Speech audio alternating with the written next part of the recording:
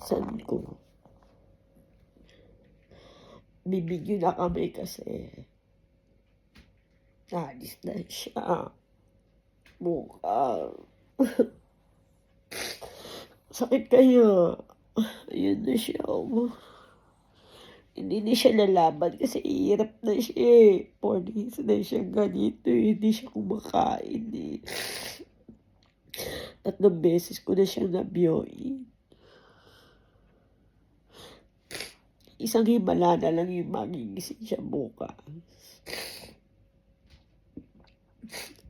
Hindi na siya lalaban. Hihirapan na siya kasi yung puso niya namamaga.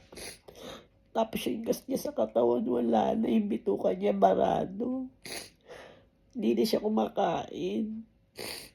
Nag-trigger lahat yung kanyang sa isang idlap.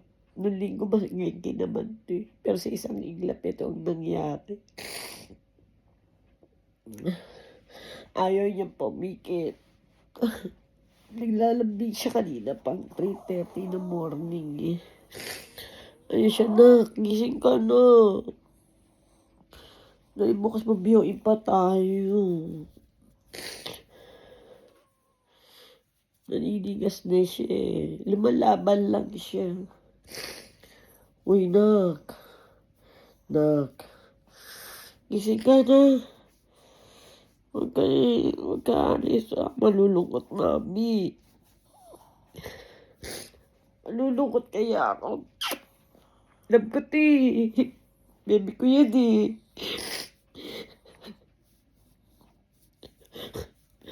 Gusto ko yan eh. Kanina ninigas na yung kamay niya. Oh. Uy, nak. Nak. Uy. Ano ba na yung ashi? Huwag mo patigasin yung ashi. Lalaban pa tayo. Doktor pa tayo bukas.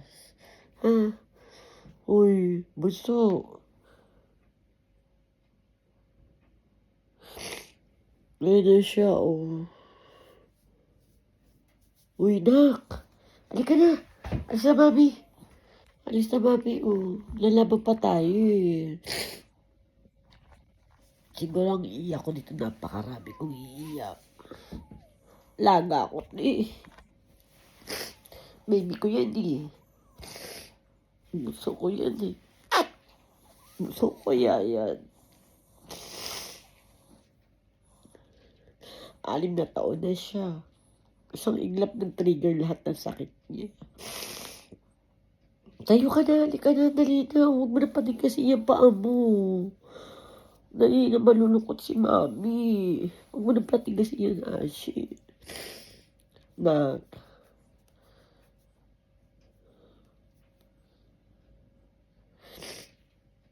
Pag ito nawala, malulungkot ako.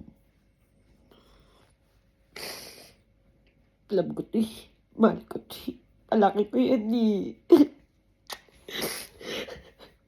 Wala na yung isa, tapos mawawala pa ito. Mahal na ako. Mahal ko yan eh. Baby ko yan eh.